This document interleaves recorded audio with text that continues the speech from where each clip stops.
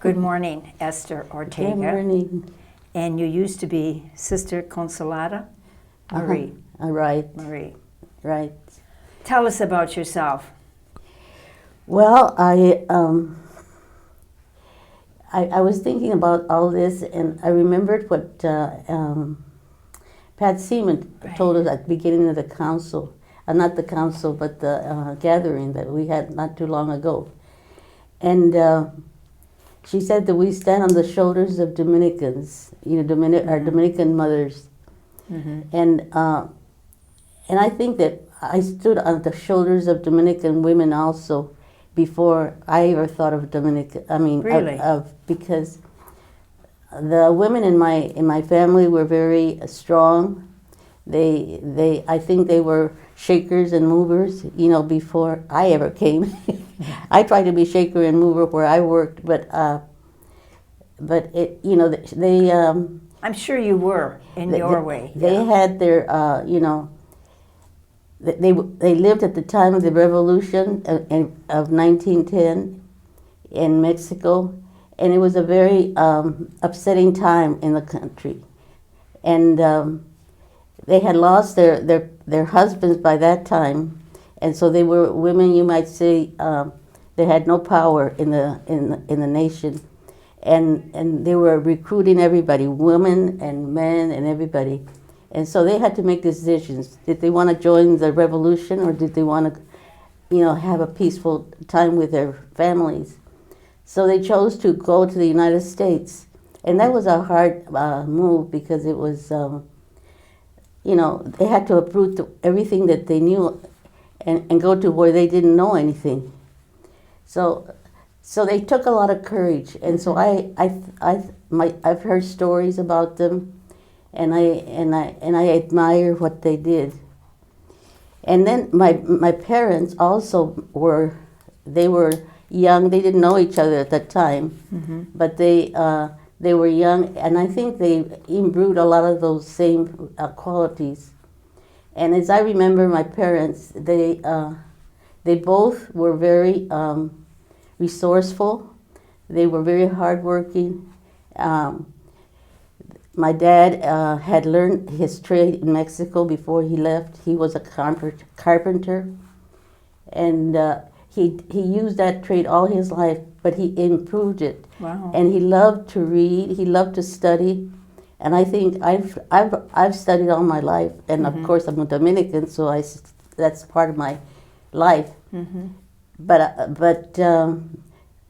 But he showed us to forge ahead, not to stay behind. And we were poor, but people would look at us and say, "Oh, you're rich." And I never lived in a barrio, which means in the place where Mexicans lived. Okay. We always. This is when you came to the States, yeah. Yes, Yeah. No, well, I wasn't born until 1934, and they Okay. came in about 1915 or something like that. Mm-hmm. So they had been in the United States a few years before, in the United States a few years before I was born. And they lived in El Paso. And then at the time of the Depression, where they lost their job and everything, they couldn't find work in El Paso. So I had an uncle who lived in Douglas, and he invited my father to come and live there, and he would give him a job. So he came, but he didn't stay too long with my uncle. He found his own job. Good. And then after a while, he started his own business in Douglas. Wow. And he used that until he died. What was his own business? Well, he started a construction company. Okay, he was a carpenter. Because he was a carpenter. But all before he started this, he made a home for us, and then he sold it, and then he went another home. And there we stayed until he died, when he, but... When you say we, did you have brothers and sisters? Yeah, I had 2 sisters and 4 brothers. 5 of them were older than me, and then I had a younger brother, which was the one that I really related to more because the other, like my oldest brother went to the war in 1941. I was just 6 years old at that time. And my sister had already gone to nursing school. So they were all older. And but they had a lot of influence on me too. We were a very cohesive family. Very close too. We were very cohesive and we helped each other. My mother was very resourceful too. And when we were in Douglas, she started a little. She used to take in washings, you know, and earn a little bit Laundry. extra money.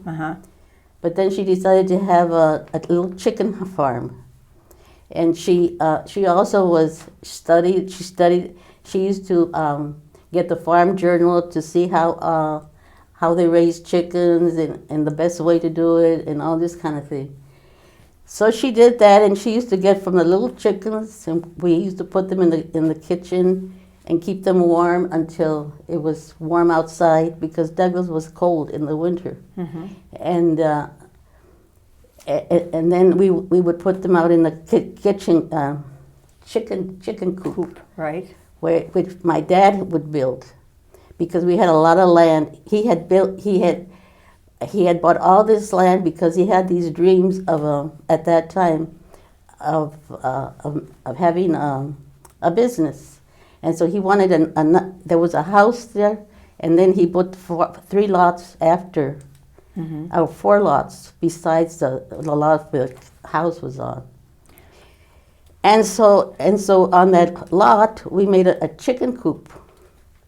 And of course, my brothers and I would help, you know, because after the chickens grew, we would kill them and sell them. And sell the eggs and, you know, have a little... You had a regular business there, didn't you? A family business. Yeah, and so, you know, we did that for during the war, and then besides that, we used to have our victory gardens that everybody had, and so, you know, we helped, but because everything was rationed. Right, you know, little ration books, yeah. So, and then my mother would make all our clothes and everything. And then we were on the border. So the border was a sort of a buffer because we could go there and buy things cheaper than, or things that were not rationed, you know.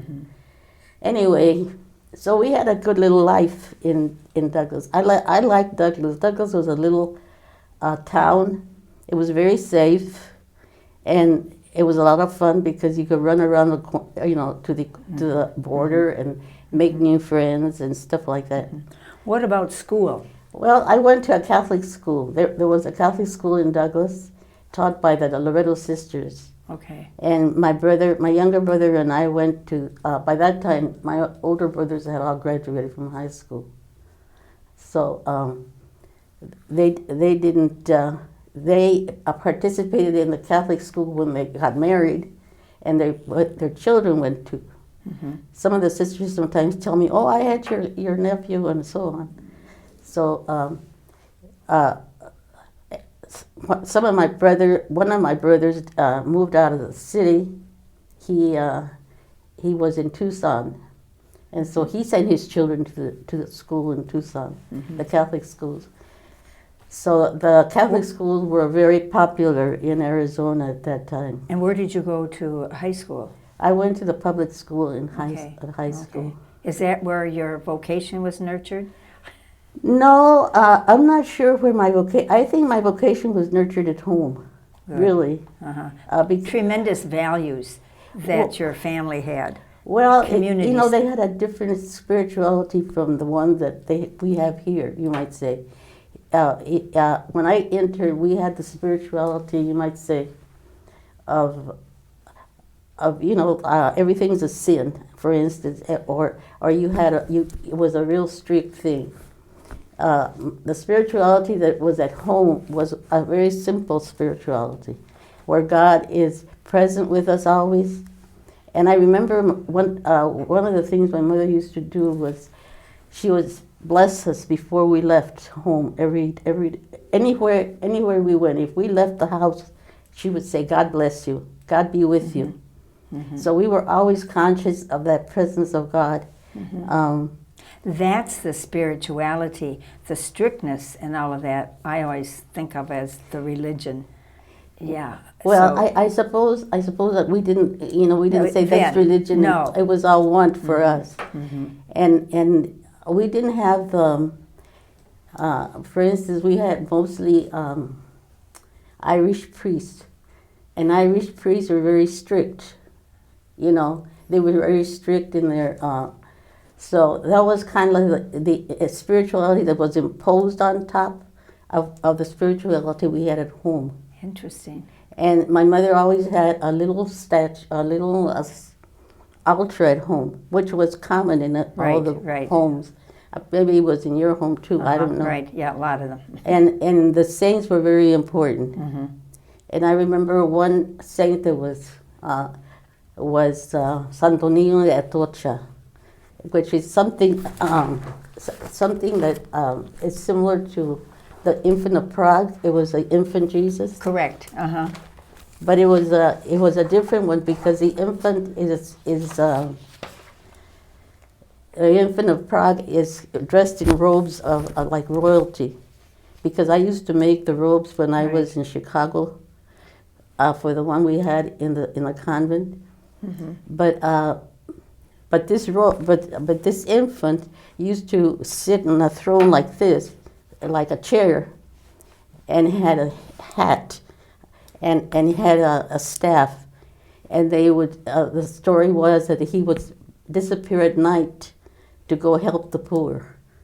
So that was they always had he always was in favor of the poor. So if we were poor, we were sure he was in favor. Mm-hmm. And we were poor, but my you were poor maybe with things, but it sounds that you were very rich in the life of your family. Well, in things, but very resourceful. Mm-hmm. Very. Mm-hmm. I don't think my parents ever acted like they were poor. Mm-hmm. I never thought of ourselves as poor. No. Because we always had something to eat. In fact, we had big meals, and healthy meals. As your mom. And like she made our clothes, we always had something to wear. She never was out and begging for food or begging for things. Mm-hmm. My mother said, "Oh, God will provide," and she always depended that God would provide. And God did provide. But what how did you enter right after high school, or did you wait a few years? And I went to college at the University of Arizona 1 year. And what did you study? Well, whatever you study the first year. Yeah. I don't, I remember I studied French. Ooh, that's hard. Well, I don't really think I learned very much French. So we'll be sure we don't send you to France. Okay. And I remember I studied the study of the of the plant kingdom, where I still, where you identify all the plants and what are their names, and you can tell from the way they're structured, their leaves are structured. Oh. That was a very interesting class. I don't remember the other classes. So you entered the convent when? You mean the year, or? Well, yeah. When did? Well, what got you into the convent? I see. Yeah. Okay. Well, my dad had a stipulation that I could, if I wanted to go away, because I had to go away I'd had to live in a dorm. And he didn't want me to live in the dorm. And he said I had to find somebody to live with that he knew. So my sister was in Tucson, my older sister. She had already graduated from nursing school, and she had a job there. And so I lived with her. And it just happened that she was close to the university, so I could just walk there, Wonderful. And but the second year, she wasn't there anymore, because she had decided to enter a convent, another sister, because she wasn't married, and so I couldn't go because I didn't have anybody to go live with. So the sisters in Douglas by that time were Dominicans. From here, from Adrian. Mm-hmm. and they invited me to come and help them because they needed somebody to work in the office. Okay. And they paid me very, very minimal, but they paid me. But so I worked there, and I guess I began to hear the call of God, you know. Mm-hmm. And after talking to them, and because I didn't just decide on them right away, I wrote to other group of sisters and to see what they did and Mm-hmm. what they wore and all this kind of thing. I didn't have any idea that I was going to teach when I entered. I just entered because I thought God wanted me to do that. And so I remember one time one of the sisters told me, when you go in there, you're not going to amount to much. And I really, you know, I must have been very dumb. No, you weren't. I think you're a very smart woman and wise. But you know, I don't know what she was thinking when she said that. I don't know if she was thinking that because I was a Mexican, or because maybe I was not too bright, or something. Or maybe she was talking about her experience. I don't know, you know. But how did those words affect you? Well, they didn't. They didn't affect me at all. You know, I just remember them. Uh-huh. You know, but I don't. And I've always wondered what she meant by that. But when I entered, I found out because see, I didn't think of how different it was going to be when I entered. I have always suffered, you know, I don't want to say suffered because I really didn't suffer, but I've known discrimination. You know, the fact that there was a difference, mostly because Mexicans went to one school and Americans went to another school, you know, and stuff like that. And like, you know, when you went to the movies, you had to sit in the balcony instead of the lower. The Mexicans did. Uh-huh. And so it's no different than what we're challenged with today, is it? The whole issue of racism. Well, today you can go and sit anywhere. Right, but I just mean that whole separation. Well, the thing is that for some reason, you know, Mexicans were disliked, and I couldn't figure ever out why. And I asked my mother, why don't they like us? And my mother never answered the question because I don't think she knew either. Uh-huh. You know. But you would always get the feeling that, you know, you were not wanted, but the thing is that that never occurred to me that I was coming into an American community, that it was going to be this side of, and the thing that struck me when I entered was the fact that right away they singled you out, and other sisters have told me that the same thing happened to them. They single you out as not being educated, you know, and they put you in like they put me in the phonics class right away, teach me how to speak. Okay. And you know, when they used to ring the bell, if you made a mistake when you were reading. Well, they used to do that all the time until I decided I'm going to practice with a dictionary. Good for you. And persistent. Look up every word before I ever opened my mouth. Well, you're smarter than I am. I sure didn't. I just stumbled over words. Right. But I remember the first time I did that. I'll never forget it. I know. They ring the bell. All the way. But embarrass us. But you know, it helped me again one time when I was in El Paso. And this man said, why don't you come and because they had that Toasters Club or something. Right, it's a speech. Yeah. Uh-huh. And they, and so I said, okay. And they had a little, like a program where you learn. Right. And so every time I opened my mouth, they would ring the bell. Because if they ring the bell, if you say which is probably what I'm saying a lot right now, you know, because they want you to get rid of that habit, because filler. Right. And they don't want you to be saying when you speak. So when I hear speakers say that, they never went to Toastmaster. Very good. I haven't heard too many uhs from you today. Huh? I said I haven't heard the uhs from you today. Oh, well, that's good. Maybe Yeah. I learned. You did. Maybe I learned. But anyway. What about schooling? You taught, you showed people that you're an intelligent, gifted woman. Well, not yet. Oh, not yet. No, not yet, because it takes a while before people, don't take I don't know, whatever they think about. But it seems like what you felt people were interpreting about you, you didn't let that stop you. No, I didn't. That goes back to some of those strengths. I've always tried to, to overcome and I've loved to study. But one of the things that, I have a master's in theology. I went for a master's in theology and a master's in what they called professional studies. One was from St. Mary's in Moraga, California. I don't know if you're familiar with that. No. A beautiful campus and a small school. And it was it was a beginning of Vatican II. Okay.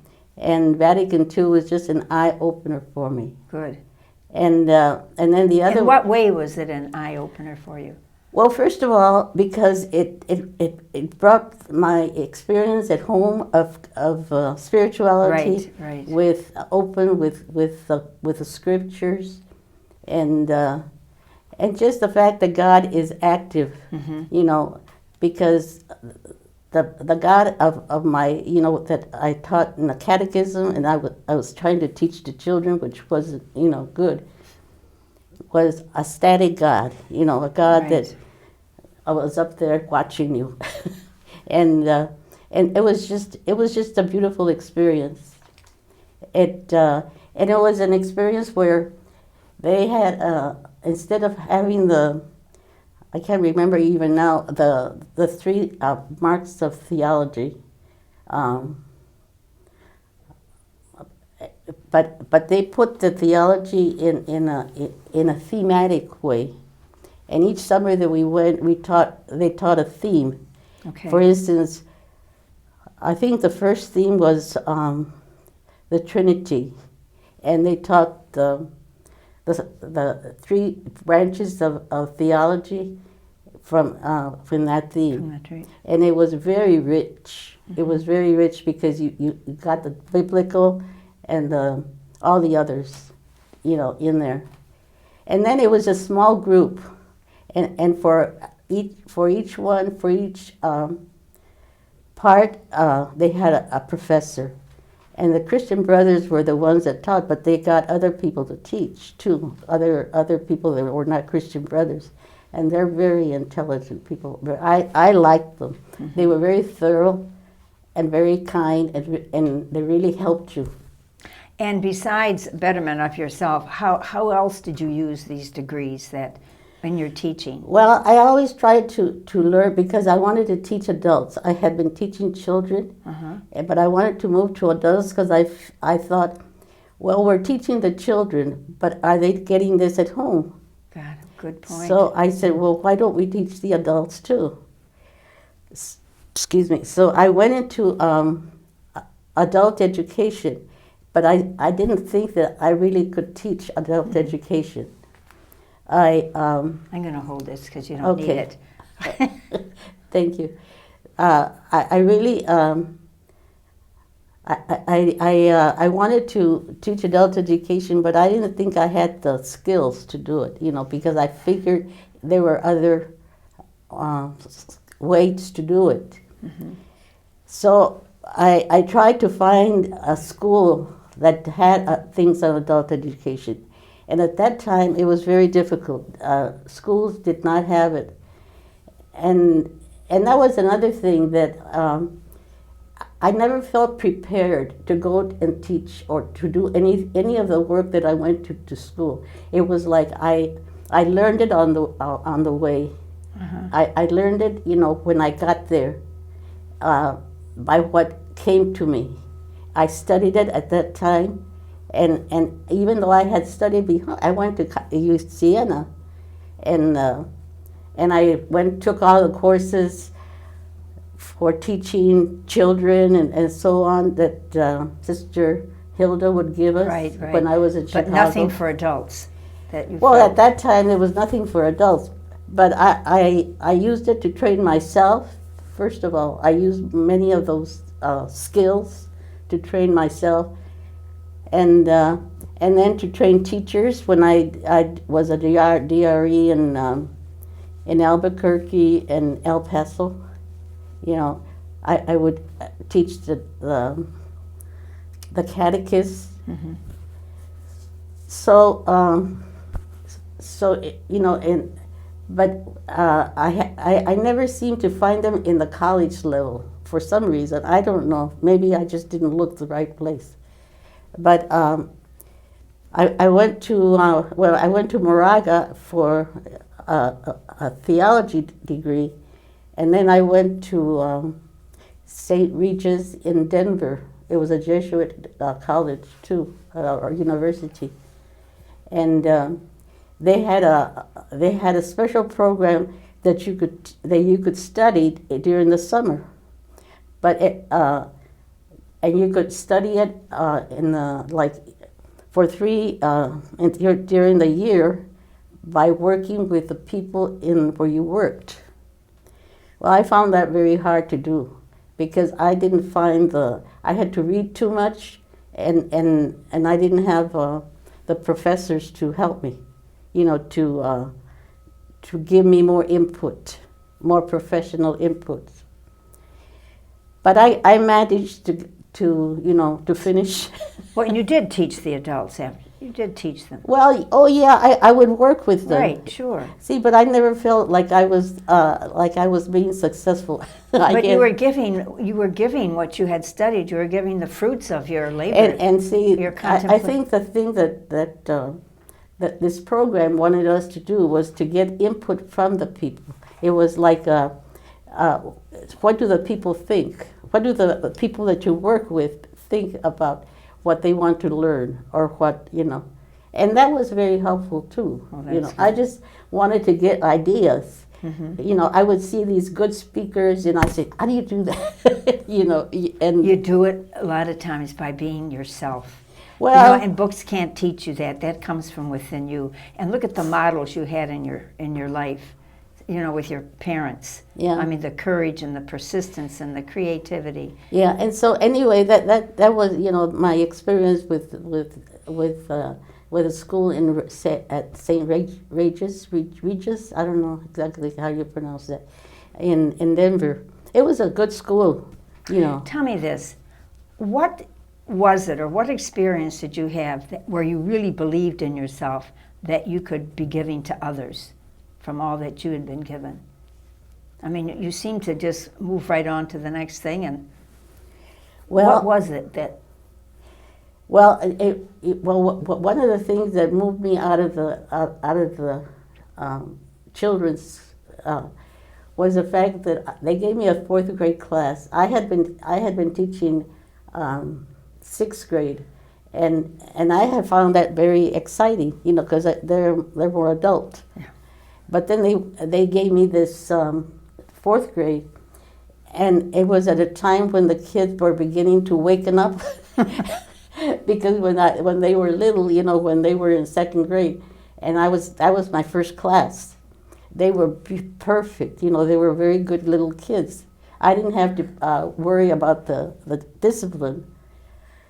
But when I got to that 4th grade class, the discipline became very difficult, and I just couldn't handle them.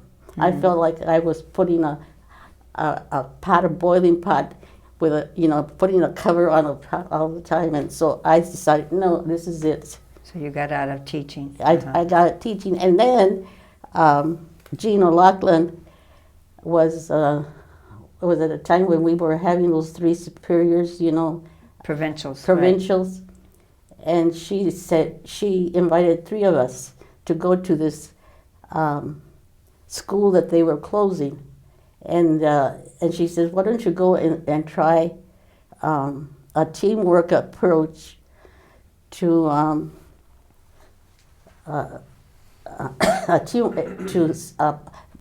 parish work. Well, we went, and I think we were too much for the pastor because he fired us, and he wanted us to get out of there right away. Sounds to me like you were really doing something in there. Well, Perhaps we were trying to do something. Sure, and you probably were. Maybe you were a threat. Well, I think we were, Yeah. But I think, well, I don't ever consider myself as high powered, but I think we were a little high powered for pastor. Anyway, so consider yourself a success, huh? So he didn't fire us because Gene said, no, you can't fire them unless you pay for them for the rest of the year. And he wasn't going to pay for us for the rest of the year. So he says, okay, they can stay until the end of the year. So we stayed, and in the meantime, I got a pastor that was looking for a sister, came and offered a job. And I was the only one available because the other ones already had a job, had gotten a job for the. So I said, well, I'll try it, I'll go. And so I went, and that was Holy Rosary in Albuquerque. And that was the best. I was there 5 years, and they were the best 5 years I have ever experienced. Can you just tell us one thing that it was transformative for you that really made it so special? The people were just wonderful. Mm-hmm. I mean, the people have been wonderful everywhere. And that was where I really got into the parish, into the adults, and really worked with them. They were open, they wanted to learn, and I would have, I taught the catechism, and I would have it was a religious ed program. And I had about 1,000 children that they came after school and on Saturday. And so there I decided to have the parents also. And the parents would come. I remember one time it was 4 degrees below the zero or something. It was sub-zero weather. They all came. That's great. They just were very hungry. I remember working with the mothers, giving them ideas on how to be give and teach religion to their children, and things like that. And they just lapped it up, So that experience was very, very good. We're going to have a part 2 of your life story. Or really, is it time to quit? Well, no, we can't quit your life, but I'm just saying. No. I mean, is it time to quit right now? I just have a few other things. Do you have, we'll do part 2 another time. Do you have a certain motto or scripture saying that has been very supportive and has got you through some challenging times? Well, that one is, don't be afraid. Okay. Because I remember, going I had a little car that the pastor had given me, and I had to go to different parts of the parish, and it was a big parish. And I remember, maybe I should get a dog. And I said, no, I can't get a dog because I have to feed him. Yeah. But anyway, and so I remember reading scripture, and scripture was very important since Vatican II. And I remember the things from Isaiah, you are my beloved, or something like that, That's right. And I would put it in my car and remember that. And also, do not be afraid. That I don't remember the exact words. Mm-hmm. We sing the song, do not be afraid, I am with you. Mm-hmm. So those two, I think, I have always been part of. Okay, so you're here in Adrian right now, and you came to Adrian when? Pardon me? When did you come to Adrian? You retired. I came to Adrian in 1912. In 2012. In 2012. Mm-hmm. And you lived at Weber. No, I lived in, because I was sick, and so I lived in Maria for about 6 months. Oh, okay. And then I went to Regina. Okay. And then I went to Weber. Yeah, and then now you're back over here. I'm back at Regina. But probably your best experience was Weber, wasn't it? Pardon me? Your best experience was Weber, huh? Well, it was. You know, I like the style that they had there to live together and. And you were a delight over there. You're a great one to tease. How do you want to be remembered, Esther? Well, I don't know. You know, that's kind of hard to say how I want to be remembered because, I don't know, sometimes, you know, people think I'm very serious and unfriendly and things like that. And I think that's what what they're going to say is, I never knew her. But see, now we know something about you. Well, Tremendous you know, the thing is, background. I'm not an outgoing person. I know I'm an introvert, you know, and so I think before I speak. And sometimes people get upset because I don't speak enough. You think too much, so then you don't speak. You think too much Well, about... you know, I don't speak because sometimes I feel that the words are hollow, you know, they don't mean anything. And so I find myself talking, I say, well, what am I saying? I'm not really thinking, you know, so I shut up. So you put yourself down. Is there something about you, Esther Ortega, who was Consolata Marie? How'd you get that name, by the way? Well, Mother Gerald gave it to me. Oh, she did? Oh, that's nice. Consolation. Yeah, it was, I used to celebrate, there is a feast day, a feast of Our Lady of Consolation. Okay. And it comes after the feast of St. Augustine. And it was the Mary that Monica prayed to. And that's why it was celebrated after St. Augustine. Oh, good, good. But anyway, before I diverted there, is there something about you that if you told us we'd be so surprised? Oh, my word, I didn't know that about Esther. I don't know. I really don't know what you know, what of interest there is in me. That you're interesting and you're lots of fun. I mean, you are. I have enjoyed knowing you since you were over at Weber. You really are delightful. You really are intelligent. You really have a lot to give. And you've been given a lot with, you know, your medical history. I've you know, it's, you know, the Lord has brought me into different, like when I went to El Paso, I had just finished a job that I didn't like the pastor, and so I wasn't going to go back. And so I was sitting in the dining room, and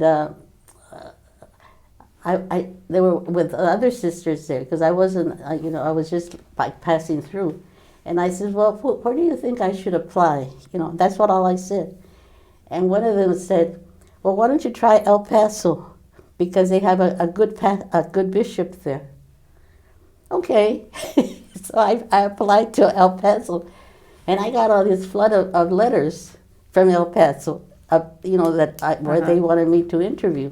Oh, good. So I went, and I found this pastor that I liked, really wonderful, and I was there 6 years, but I was just there 1 year with that pastor. And then I went to this other little parish because I didn't get along with the pastor there. So the pastors were really the ones that made me move away. And I went to this little parish that was an immigrant parish, very, very poor. And I didn't have any, I had to get a grant to live there, to work there. And I got a grant from the Extension Society, and they were very generous. And I worked there for 4 years. And then I went to, and I worked at Tepeyac Institute. We founded Tepeyac Institute. The pastor where I first started, Okay, we're going to have to... Oh, you're going to have to move? Well, you just got so much to share with us. We're going to have to continue it was this. El Paso. I've never heard of that. I did see it on your thing, that Tepeyac Institute. El Paso was... I was there 34 years. So when you hear El Paso now, what happens to you? Oh yeah, well that was my home for 34 years. You know, and all that's going on it's very over heartbreaking. there. It is, yeah, very much so. Well, as I say, we're going to have to do part 2 with you Well, because you've got too much in there that is important for us to share. Just, is there one more thing you just like that I forgot to ask you or neglected to ask you that you were prepared to answer? Anything else? no, that was it. One last word of wisdom for those who are watching? Well, I think, you know, when you asked in the beginning about, I think Guadalupe had a lot to do with me entering, because it seems like she's been on the way out with me all the time, Wonderful. in different ways. Her feast day's in December, right? Yes. Our Lady of Guadalupe. Right. Okay, we'll remember you and Guadalupe. So thank you, Sister Esther Ortega, Sister Consolata Marie, for your life and what you've been to, for all those whose lives you've touched, and also to thank your mother and father, who certainly had a tremendous effect on you and upbringing. And many people are standing on your shoulders because of what you've shared with them, just like Thank your you. mom and dad. So God bless you and continue working on your good health. Thank you. I know that's a challenge for you. Thank you.